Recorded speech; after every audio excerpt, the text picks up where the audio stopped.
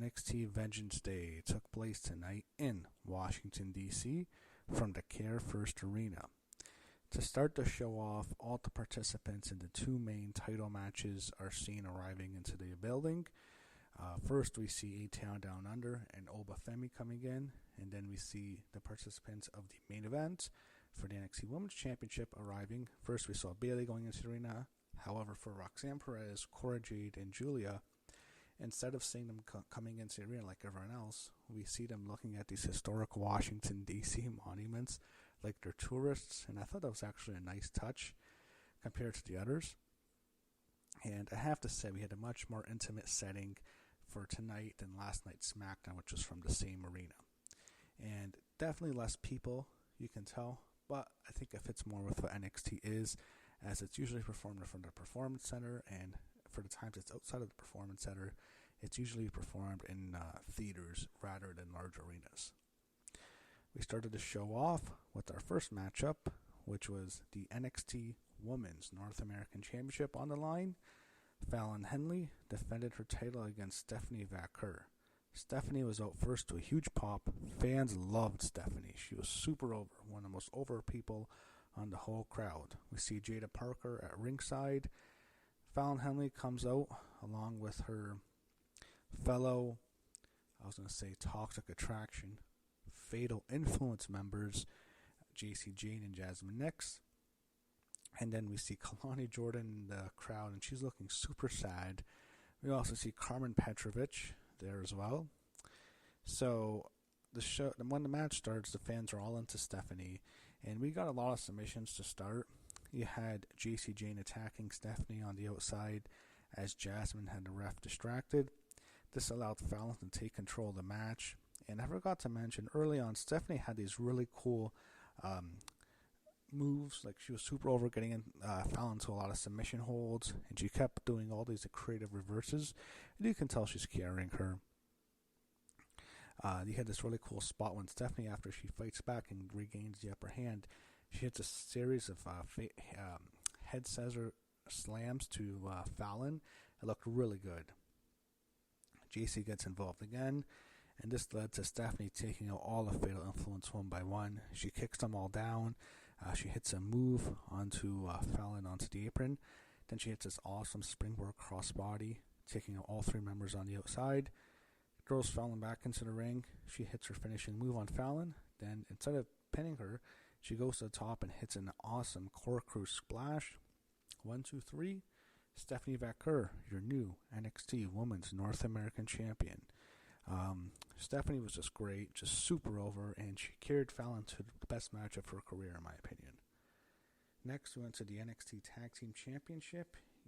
Also forgot to mention, he had some random video hyping up a tag team match. I think it was Sol Ruka and Zaria at the beach. I don't know why this had to be there, why this just wasn't on NXT or just on WWE's YouTube channel or X channel. Anyway, he had the NXT Tag Team Championship on the line. Nathan Frazer and Axiom defending their titles against the new team of Josh Briggs and Yoshiki and Inamura from Noah, part of WWE's partnership with that promotion. The match started off fast, and you can tell this wasn't going to go too long. We've seen them have long matches. In particular, I remember Fraxium's match with Chase U going on for a while. This, you can tell the way they're going so fast. Yeah, this is going to be good, but it won't be too long. And that's exactly what it was. It was super fast-paced all the way through. He had so many cool spots. I can't recap them all. All I can tell you is Inamura was a fucking beast. He's built weird. He's chubby, but when he is charging up on the top rope or in the corner, he's like this giant bull getting ready to just crush you. It was really, really cool. Briggs looked good whenever he had to do power moves, which is how they use them. They use them correctly. They didn't use them. They didn't try to have him in a singles match, in this long, drawn-out match where he doesn't get over. They put him in good positions. He hit choke slams and stuff, which was cool. Saw a lot of moonsaults, hurricanranas, Spanish flies by Fraxium, who are, I think, the best tag team in the world. And they eventually won with their finishing move, the up and down, when they kick out your legs and your head at the same time. They get the win, and did I say this again? They're the best tag team in the world. I don't care what some internet voters on some dirt sheet say they're the best. And we get a cool reveal after the end when we have them attacked by all these random PC members. And the way it was set up here I thought was good. I did not like the way it was set up later in the show, which we saw more of these people. And this was the big surprise. I really thought here it was fine. But when they attacked Oba Femi, I thought, oh shit. But we'll get to that later. We see a video recapping Ricky Starks. Not Ricky Starks, that was later. We see a video showing stacks of the family wanting revenge on Sean Spears' group for what they did to Tony D'Angelo this past Tuesday. Next one was a strap match with Trick Williams and Eddie Thorpe. Fans hate Eddie, and I hate him too, but I think it's more go-away heat. I don't get why he's pushed. Everyone loves Trick Williams. The guy's a superstar. So, the thing that is weird here, it's a strap match, but it's not actually the four corners. I remember last year, I think it was Punk and McIntyre. You have to touch the four corners. That's how strap matches usually are. But this, it's basically just, it's kind of like a street fight. Just, you're both guys have the strap. So, I thought it was really good in the match, though. Thorpe uses the strap as a weapon. He beats down Trick for a while. Fans are chanting, "Fuck you, Eddie." They really used the strap efficiently. I thought that was well done, and I like that aspect to it, that they were using it. I just prefer the traditional method of a strap match. Now, Trick makes a comeback. He begins whipping the hell out of Eddie, and Eddie's all welted up. Both guys are taking a beating. He eventually hits a trick shot, but Eddie falls out of the ring, and once he gets Eddie back in, Eddie reverses, and then he turns Trick around, and he uses the strap to hit Trick in the groin, or sorry, not in the groin, like in the balls, and basically using it as a low blow. And then he hits a move similar to the Trick shot, and he wins the match. So Eddie Thorpe wins. He beats Trick Williams. Fans were pissed off. He saw people stunned, like, what the fuck? I don't like Eddie Thorpe. I don't see anything in him. I'm bored by him. I'm not entertained by him. And I get it. Trick's going to the main roster. And Trick might still beat him anyway. But it's kind of a situation where I do not see him as a star either in NXT or on the main roster. He's indifferent to me. He's boring. I don't like the decision here at all. I don't think he should be beating Trick, because Trick's going to get a push when he goes to the main roster. And more people watch NXT than you think. We see Cora, Jade, and Bayley warming up.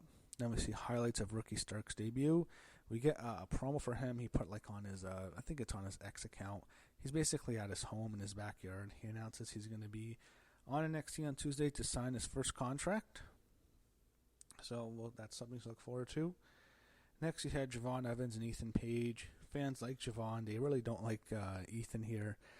This was a fun match. So Evans just hits his awesome suicide dive to start, and basically goes over Eddie, and he lands on the announce table and just looked really cool. He's all over him. Javon's kicking his ass. He hits another crazy move, which was like a cutter on the apron, which looked really good, and they both land on the floor. Eventually, the match turns around when Javon gets his feet caught in between the steps in the ring post, and then Ethan Page drop kicks the ring post and basically crushes Javon Evans' foot, and that causes him pain. And Ethan Page then really takes over the match for how he breaks over the ankle, and the whole story is, in addition to having his jaw broken, now he has his ankle fucked up. One thing I noticed was, I think Javon Evans was really excited at first to start, and he busted up Ethan Page. Ethan Page is bleeding from his nose pretty badly here. You can see the blood dripping down across his cheek, actually, and it looked pretty graphic. It wasn't too much blood, though. It wasn't like his nose was broken, because he'd be bleeding a lot more. It's just like, I think he got busted. So then Javon Evans, after getting beat down, he makes his comeback. He does this awesome, almost like a Pele kick, and then he hits another cool dive onto the outside. The guy is super talented, incredibly athletic. But this match, it made sense what would happen next to continue the story. He comes up off the top rope for a springboard clothesline or something, but Ethan Page punches him right in the jaw, where he broke his jaw in storyline, and he knocks his mouth guard out. You can see it flying out, and Javon's in pain.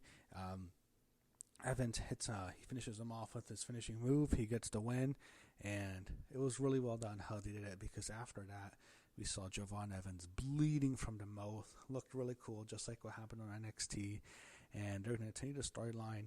I picked, in my predictions, I think I had Javon Evans winning, but I said they could have Ethan win. I wasn't too sure, and it's fine to have Ethan win here because I assume this is going to be a series of matches. I'm looking forward to what they do next, and it makes sense actually more for Ethan to win because Javon actually he's kind of protected from the jaw anyway. He hit it's a storyline injury, and that played into the finish, and I'm looking forward to their second match. Maybe it's on NXT, maybe it's in Madison Square Garden, or which it's on March 11th, or before that. I believe they're going to be in Cincinnati.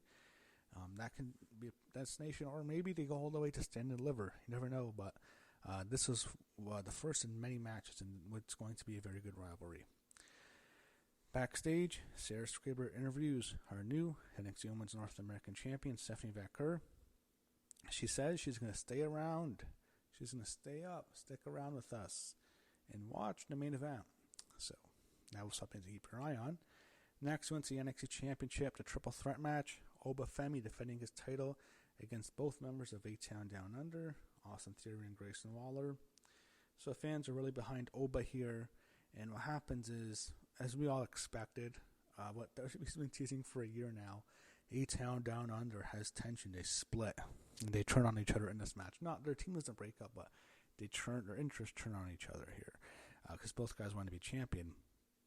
Oba Femi, early in the match, he just kills Austin Theory with the steps. He throws it, and I know the steps aren't what they're meant to be. They don't weigh a ton, but when he throws it, because he's so big, he throws it right at Austin Theory. It looked really scary.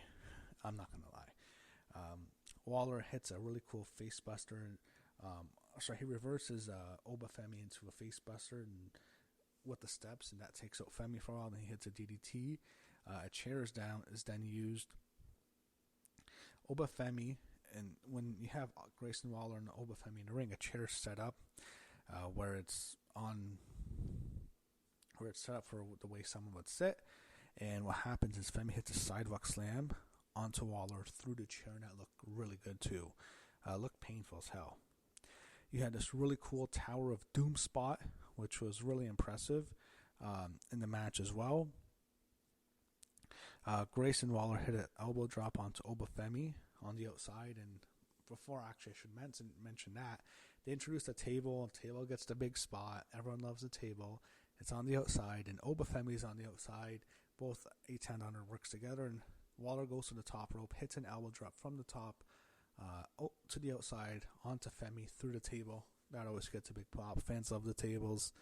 But then Femi makes a comeback. He then suplexes, or a back suplex, hits it onto Grayson Waller through the announcer's table. And it's the first announcer table spot we've seen in WWE, but it's worth mentioning this was the old announce booth. It wasn't the new modern LED announce booth, which is never going to break. Austin Theory uses a chair on Oba Femi, but Femi just punches it away. He then hits a series of moves. He's about to finish him, but then Grayson Theory gets in the ring. It looks like he's going to hit Femi, but he accidentally hits his move onto Austin Theory. Then Oba Femi finishes off Grayson Waller with his move, his finisher, and he gets the win. Very good triple threat match. And Oba Femi wins. He's celebrating, and then this is what really annoyed me. We see more of the faction, and they're wearing these skull masks.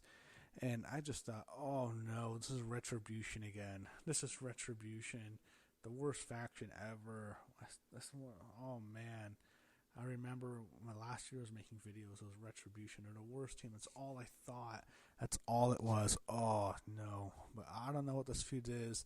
It's just a bunch of disgruntled guys from Performance Center wearing skull masks. I don't care about this at all. I just hope they're done quickly. I don't want to see this. This is what really hurts NXT if they do this. Man. Anyway, Sarah Scriber's backstage. She's interviewing Ava Raine. They're talking about the upcoming events in Cincinnati and New York City. Then she's interrupted by Ariana Grace. That was interesting. And then Ariana brings a special guest with her, and it's her father, the director of TNA Wrestling, Anthony Corelli, but better known as what they call him here, Santino Marella, gets a big pop from the audience. And him and Ava are going to discuss NXT and TNA's partnership. Fans love Santino. Really nice seeing him back. I don't think we've seen him on WWE TV in several years. They then preview next Tuesday's NXT. Now, we get to our main event, the NXT Women's Championship Fatal 4-Way match. The champion, Giulia, against Bayley, Cora, Jade, Roxanne, Perez. Now, Roxanne Perez comes out first. The announcers announced this. She ties Asuka for the most PLE appearances in NXT history. Did not know that. For a woman, of course. Then Cora Jade is out next. Then comes Bayley. She gets a nice pop. And then the beautiful madness. Our NXT Women's Champion, Giulia, outlast, also to a good pop. And when they announced them, all four of them, fans kind of like Roxanne, even though she's a heel. They really don't like Cora at all. They like Bayley a lot, and they also really like Giulia. So Bayley was more over than Giulia, but they also, it wasn't a situation where they were choosing one or the other. They liked them both a lot. Now, he had a whole bunch of roll-up combinations to start. Roxanne and Cora face off for a while, like they're teasing their feud again. Then Bayley and Giulia face off, and they're teasing a match with them, which we're not going to get, I don't think. Cora and Roxanne form an alliance, as we all expected, but it only lasts a minute. I thought it lasted like most of the match. I was expecting that. It was quick. I hope we don't get Cora and Roxanne. I don't need to see that again. I don't know if this is the end of Roxanne and NXT. It could be, but because she's going to be in the Elimination Chamber. It's pretty obvious. So this could have been her last match. But you had this really crazy Tower of Doom spot. Basically, Giulia was on the top, and I think Roxanne was right at the top. It might have been Giulia trying to hit a slam, and Bayley was in the middle, and then Cora did like a power bomb, and like all four women are involved. It's a really awesome spot. We just saw Tower of Doom in the previous match, but this I thought was even better because it was four. And the one thing I have to say in this is I hate to criticize Giulia, but she seemed off for some reason. There was combinations here where she just missed stuff. I was really expecting Cora to perform poorly, but she was fine. She was actually surprisingly good. Roxanne I thought was excellent. She was the best part of the match. And Bayley messed some stuff up. With Bayley, I kind of get. She's had such a busy week. She was just in Northern California last night for the NBA Celebrity All-Star Game. So maybe she's tired from the flight back to Washington. So yeah, I kind of can see that. But with Giulia, she seemed off. I don't know why. It wasn't bad or anything, but she seemed a bit off.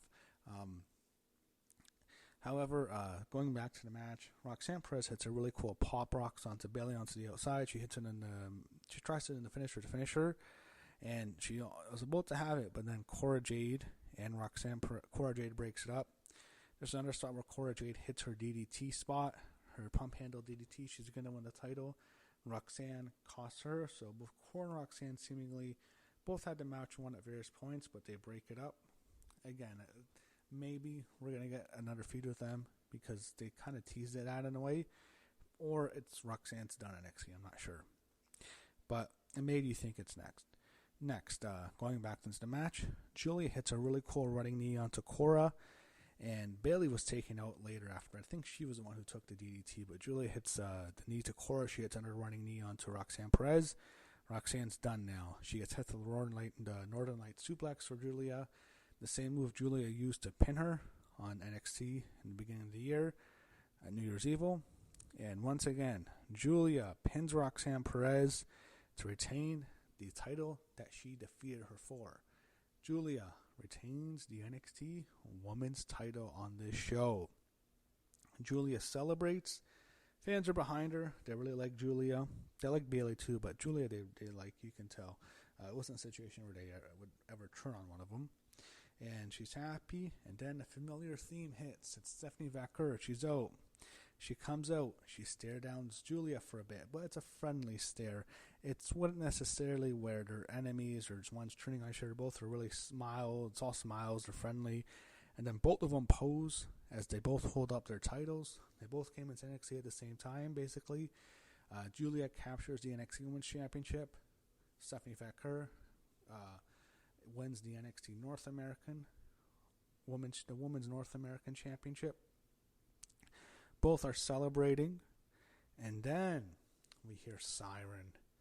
It's Jordynne Grace. She comes out. She seemingly makes her official NXT debut under a WWE contract, and she's in the ring with them, and that's how the show ends. I have to say, Vengeance Day was a very entertaining show. I enjoyed it, and I look forward to what's next for NXT. There's a lot of question marks coming out of the show about certain people's futures and where certain storylines are heading. Obviously, we can see Trick Williams and Roxanne Perez are destined for the main roster. That's pretty obvious. But we also have questions with new additions to NXT, such as Jordynne Grace and obviously Ricky Starks. And we also want to know where Giulia is going. Are we going to get Giulia and Stephanie Vaquer at Stand and Deliver? If so, that match is going to be awesome. Anyway, I enjoyed NXT show tonight. In some ways, it was kind of felt like an early takeover, not the quality of the later takeovers during the Black and Gold era, but some of the early takeovers kind of had that intimate feel to it, where it's a smaller venue and fans are really into it. Kind of reminded me of that in a way. It was a fun show to watch. I enjoy watching NXT, and I look forward to seeing what's next.